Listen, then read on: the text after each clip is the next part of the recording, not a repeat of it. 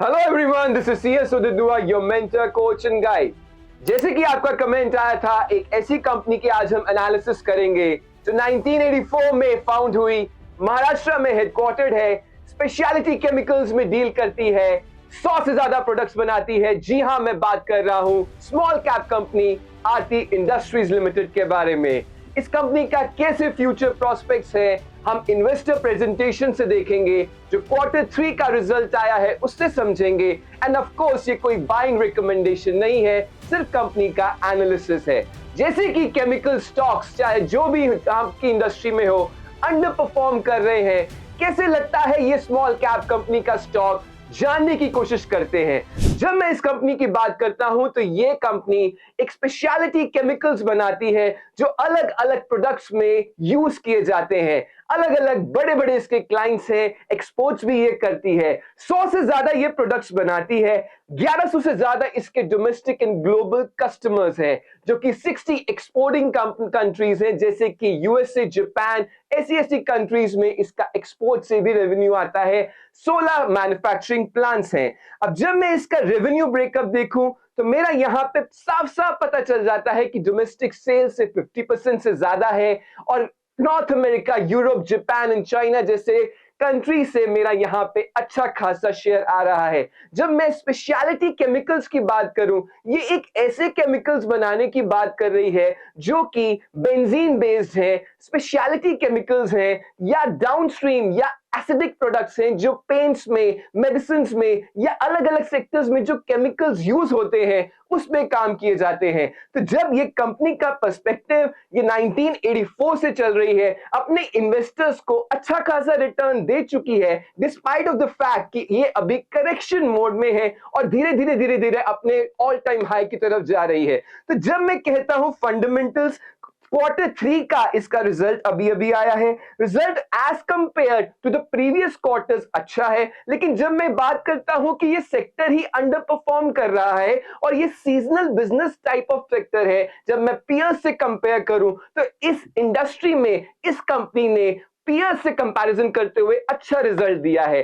तभी आज की डेट में जब मैं देखता हूं तो स्टॉक ऑटोमेटिकली आगे बढ़ता जा रहा है। तो ये क्या है इस सेक्टर का, पर उसके बारे में जानने की बात करते हैं। जब मैं इसकी प्रेजेंस देखूं कि इंडस्ट्रीज किस किस इंडस्ट्री में ये सर्व कर रही है, टेक्सटाइल्स, फर्टिलाइजर्स, पेंट्स, ऐसे ऐसे, क्योंकि हर सेक्टर में केमिकल्स की रिक्वायरमेंट है। मेडिसिन में भी इसका यूज है, और मेडिसिन की जब मैं बात करूं तो अभी रिसेंटली डीमर्ज हुआ इसका मेडिसिन बिजनेस। इसने एक कंपनी को डीमर्ज करके आरती फार्मास्यूटिकल्स को अलग कंपनी में डीमर्ज किया। अब इस कंपनी का मेन पर्पस क्या रह गया है, सिर्फ केमिकल्स के बारे में आगे बात करनी। तो एक्सपोर्ट्स और डोमेस्टिक लगभग 50-50 रेशियो है। नॉर्थ अमेरिका, यूरोप, ऐसी कंट्री से अच्छा खासा मार्केट शेयर है। ऑयल रिफाइनरीज हो गई, एग्रोकेमिकल्स, एयर फ्रेशनर्स, हर जगह जहां पे भी केमिकल्स की बात आती है तो यहां पे इस कंपनी की प्रेजेंस है। जब मैं क्लाइंट बेस की बात करूं तो जब मेरे क्लाइंट बेस इतने अच्छे अच्छे ब्रांड्स बड़े बड़े जब मैं देखता हूं तो यूपीएल हो गया, इंडियन ऑयल हो गया, बीएएसएफ हो गया, क्लीन सेंस हो गया, ये ऐसे ऐसे ब्रांड्स बड़े बड़े इनके पास एसोसिएट एज ए कस्टमर्स हैं, जो कि डेफिनेटली एक अट्रैक्टिव ब्रांड और अट्रैक्टिव कंपनी बन के दिखता है।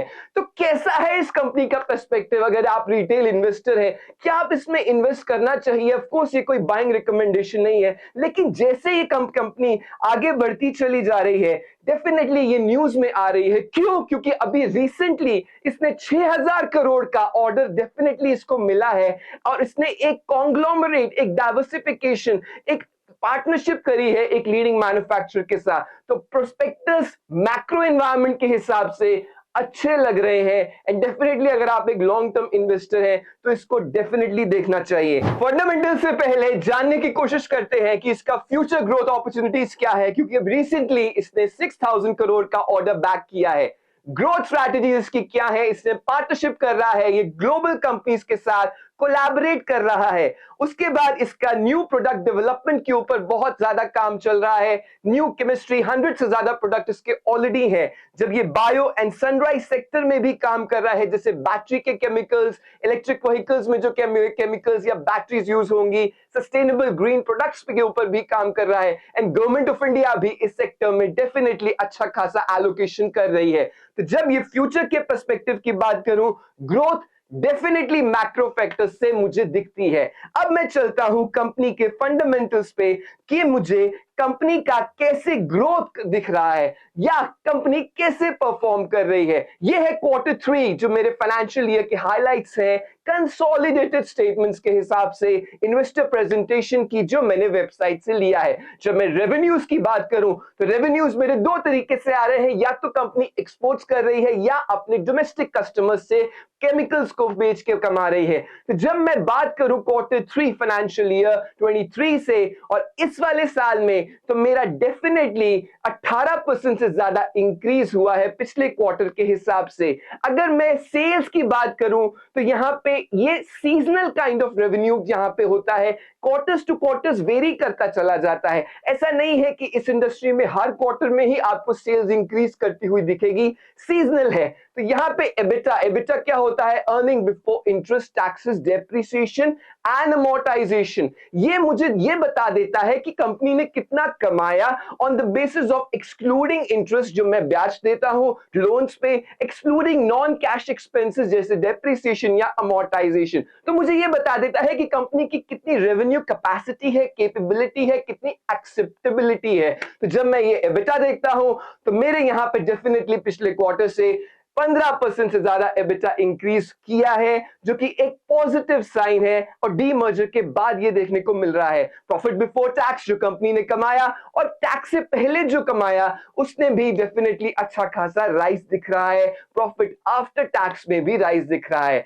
तो जब मैं कंपेयर करूं डेफिनेटली मेरे को फाइनेंशियल्स अच्छे दिख रहे हैं। जब मैं यहां पे 3 मंथ्स का कंपैरिजन करता हूं, जब मैं 9 मंथ्स का कंपैरिजन करता हूं तो मुझे उतना अच्छा फिगर नहीं दिखता। ये रीजन क्या है इसका? क्योंकि ये कंसोलिडेटेड स्टेटमेंट्स है और ये बिजनेस ऐसा सीजनल बिजनेस है। आपने देखा होगा मेरे कुछ सेक्टर्स ऐसे होते हैं जो कंटिन्यूसली हर क्वार्टर में परफॉर्म करते हैं, कुछ मेरे सेक्टर्स ऐसे होते हैं जो सीजनल परफॉर्म करते हैं और कुछ क्वार्टर्स में अंडर परफॉर्मेंस देते हैं। तो ये उनमें से है।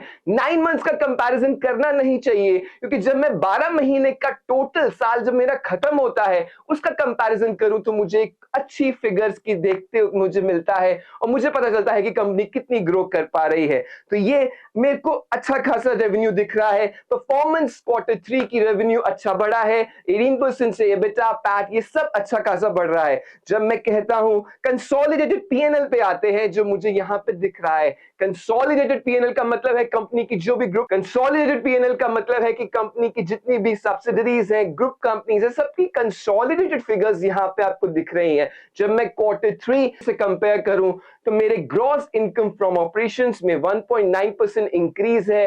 डेफिनेटली पिछले क्वार्टर से कंपेयर करूं फाइनेंशियल ईयर 24 से तो 18% से इंक्रीज हुआ है। कहने का मतलब यह है कि क्वार्टर 3 ने अच्छा परफॉर्म किया है। एक्सपोर्ट्स में भी मुझे पॉजिटिव साइन दिख रहा है। हाँ, 9 मंथ्स की फिगर्स को आप एक्सक्लूड कर सकते हैं क्योंकि ये सीजनल बिजनेस है। हम पूरे क्वार्टर की या पूरे साल की बात करना डेफिनेटली प्रेफर करेंगे। EBITDA margin, profit after tax सब कुछ मुझे ठीक ठाक दिख रहा है। हाँ, मुझे प्रॉफिट आफ्टर टैक्स में थोड़ा सा 9.5% डिक्लाइन है, जो कि एक डेफिनेटली थोड़ा सा कंसर्न है। अभी 9 मंथ्स हुए हैं, हो सकता है जब साल खत्म होएगा 31 मार्च का तो उसकी अच्छी परफॉर्मेंस मुझे दिखने को मिल सकती है। ग्रोथ अपॉर्चुनिटीज अच्छी हैं। मेरे यहाँ पे देखिए 40 प्रोडक्ट्स केमिकल्स के यहाँ पे मुझे अपने यहाँ पे बना रही है कंपनी।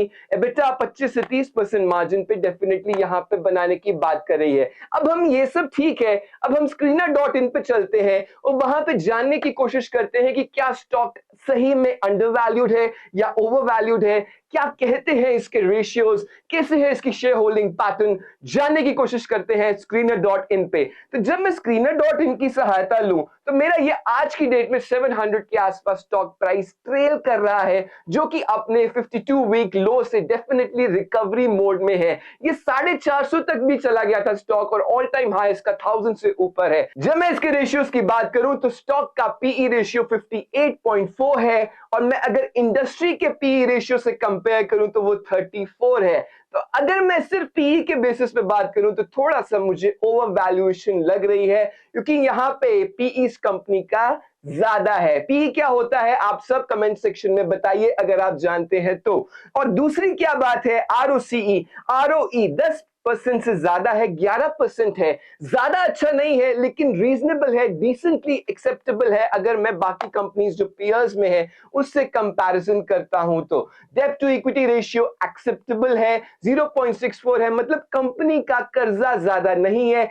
इंसॉल्वेंट या डिफॉल्ट होने के चांसेस बहुत बहुत रेयर है, एक्सेप्टेबल लोन्स हैं। तो मेरे यहां पे बात हो गई, ये है मेरा चार्ट screener.in पे पिछले 10 सालों का। यहां पे देखिए अगर मैं पी रेशियो की बात करूं तो पी रेशियो इसका एवरेज पीई 24-25 के आसपास आता है और आज की डेट में ये जो 57.5 ऑल टाइम हाई पीई पे ट्रेल कर रहा है। तो अगर कुछ करेक्शन आती है तो डेफिनेटली यहां पे बाइंग अपॉर्चुनिटी बन सकती है। अभी के लिए मेरे हिसाब से थोड़ा सा प्राइस इसका बढ़ चुका है। जब ये 450 का था तो डेफिनेटली एक बहुत अच्छी अपॉर्चुनिटी थी और अगर ये आगे ग्रो करता जाएगा तो डेफिनेटली ये आगे और भी बढ़ सकता है। बाकी अगर मैं इसकी प्राइस की हिस्ट्री देखूं पिछले 10 सालों में, देखिए इसका प्राइस का चार्ट, इसका 1000 के हिसाब से 1000 के आसपास का ऑल टाइम हाई है, जो कि है दिसंबर 2021 या 2022 के स्टार्टिंग में, जो कि आने वाले टाइम में ये प्राइस आपको देखने को मिल सकता है अगर कंपनी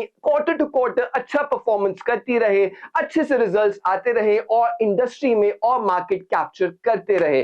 तो होने को स्टॉक अच्छा है, मैक्रो एनवायरनमेंट से भी अच्छा है। और यहां पे अपने कंपैरिजन में अगर क्वार्टर टू क्वार्टर की बात करें, पिछले कुछ क्वार्टर्स में मुझे देखने को मिला है कि इसकी सेल्स कंटिन्यूअसली इंक्रीज नहीं हुई है। कुछ स्टॉक्स होते हैं जैसे कंटिन्यूअसली इंक्रीज रेवेन्यू है, continuously increase profit before tax से, कंटिन्यूअसली ईपीएस बढ़ रहा है, इसमें ऐसा नहीं है। तो यहां पे ये क्या मतलब हुआ कि कुछ मैक्रो फैक्टर से रिलेटेड कुछ इश्यूज होंगे, कुछ इन्होंने डीमर्जर किया है पिछले साल, अपने फार्मास्यूटिकल बिजनेस को अलग किया है, और क्या रीजंस हो सकते हैं, ये सीजनल बिजनेस है, केमिकल सेक्टर अंडर परफॉर्म किया है और यहां पे नई कंपनी में घुसना, नया कंपनी यहां पे आना बहुत ज्यादा मुश्किल है। इनका जो सबसे बड़ा स्ट्रेंथ है ये है कि इन्होंने safety, health and environmental equipments के हिसाब से सारे लाइसेंसेस ले रखे हैं जो कि केमिकल्स रिलेटेड इंडस्ट्री में रिक्वायर्ड होते हैं, क्योंकि हैजर्डस गैसेस रिलीज होती हैं, मतलब इन्होंने सारे यहां पे कंप्लायंसेस अच्छे से कर रखे हैं। जब मैं कहता हूं जून 23 से, आप देखिए मार्च 23 में 135 का प्रॉफिट बिफोर टैक्स था और यहां पे देखिए 71 हो गया, डिक्रीज हो गया मेरा काफी सारा यहां पे एक ही क्वार्टर में। और यहां पे अब मुझे दिख रहा है कि सितंबर में और दिसंबर में मेरे प्रॉफिट्स भी बढ़ रहे हैं, मेरे सेल्स भी बढ़ रहे हैं और मेरे यहां पे डेफिनेटली एक अच्छा साइन दिख रहा है अगर मैं सिर्फ क्वार्टर टू क्वार्टर कंपैरिजन करूं। हाँ, डेफिनेटली ऐसा नहीं है कि हर क्वार्टर में आपको पॉजिटिव साइन दिखेगा, सेल्स बढ़ती चली जा रही हैं, ऐसा इस सेक्टर में नहीं है। और चीजें देखने का एनालाइज करते हैं, मेरी सेल्स अच्छी खासी बढ़ रही हैं। मेरे एक कंसर्न मुझे दिख रहा है कि मेरा इंटरेस्ट जो कि मेरा लोन्स के ऊपर डिपेंडेंट है वो कंटिन्यूसली बढ़ता चला जा रहा है 2021 से, मतलब 86 था, 102, 168 कंपनी बोरिंग्स कर रही है, लेकिन डेब्ट टू इक्विटी फेवरेबल है, कोई इसमें घबराने वाली बात नहीं है। कंपनी प्रॉफिटेबल है, कंपनी का ईपीएस भी अच्छा है, डिविडेंड पे आउट भी दे रही है, रिजर्व्स भी अच्छे खासे हैं, बोनस इश्यू भी इन्होंने 2019 में 20 में एक दो बार दिया है, मतलब साउंड कंपनी है। आप अगर लॉन्ग टर्म 2 या 3 साल के लिए इन्वेस्टमेंट करना चाहते हैं तो डेफिनेटली आप इसको कंसिडर कर सकते हैं। बोरिंग्स मुझे थोड़ी सी घबरा रही हैं लेकिन फेवरेबल है। मेरे अगर कैश फ्लोज की बात करें तो ऑपरेटिंग एक्टिविटी के कैश फ्लोज पॉजिटिव है, मतलब ऑपरेशन से जो कैश फ्लोज कंपनी जनरेट कर रही है या खर्चा कर रही है पॉजिटिव है, मतलब एक अच्छा साइन मुझे दिख रहा है। जब मैं डेटर्स डे की बात करता हूं, इन्वेंट्री डेज की बात करता हूं, ये सब मुझे डिक्रीज होते दिख रहे हैं। मतलब डेटर्स मुझे, जब मैं क्रेडिट पे सेल करता हूं, तो जब मेरे डेटर्स मुझे कैश वापस करते हैं, पेमेंट करते हैं, वो 65 डेज में करते थे, अब 50 डेज के आसपास कर रहे हैं। मतलब क्या हुआ इन चीजों का? ये कंपनी के वर्किंग कैपिटल अच्छे से मैनेज हो रहे होंगे, कंपनी अपनी लिक्विडिटी सही से मैनेज कर पा रही होगी। हाँ, मुझे एक कंसर्न दिख रहा है, जो कि है आरओसीई, जो कि मुझे मार्च 2022 में 22% था और अब मार्च 23 में 10% रह गया है। डेफिनेटली अब जब मार्च 2024 होगा, 10% से ज्यादा होना चाहिए आरओसीई, लेकिन अब इंक्रीज करना, quarter to quarter, year to year perform करना कंपनी के लिए बहुत इंपॉर्टेंट होगा। अपने स्टॉक प्राइस को मेंटेन करना या अपने बुल मोड में रह के आगे बढ़ना। अगर मैं शेयर होल्डिंग पैटर्न की बात करूं, तो एफआईआईज, डीआईआईज 10 से 15% अभी भी इंटैक्ट है एज ऑन दिसंबर 2023, और प्रमोटर्स की शेयर होल्डिंग भी 43-44% है। तो ओवरऑल मेरा अगर कंसर्न है तो सिर्फ क्वार्टर टू क्वार्टर अच्छा परफॉर्मेंस है। ईयरली बेसिस पे अगर मैं उसको इग्नोर करूं तो कंपनी के फंडामेंटल्स अच्छे हैं। अब मार्च क्वार्टर में कंपनी फुल फाइनेंशियल ईयर में कैसे पिक्चर देती है, वो मुझे बताएगा कि कंपनी कितनी ग्रोथ प्रोस्पेक्ट्स रखती है। हाँ, डेफिनेटली अगर आप लॉन्ग टर्म इन्वेस्टर हैं, केमिकल सेक्टर्स में अपना स्टॉक में इन्वेस्टमेंट करना चाहते हैं, तो डेफिनेटली ये एक one of the good options निकल के आता है। बाकी का अगली वीडियो में कुछ और डिस्कस करेंगे। Do let me know in the comment section अगली वीडियो में आप कौन सी कंपनी का एनालिसिस चाहते हैं, and do like, share and subscribe to Stock Tutor. Thank you very much, bye bye.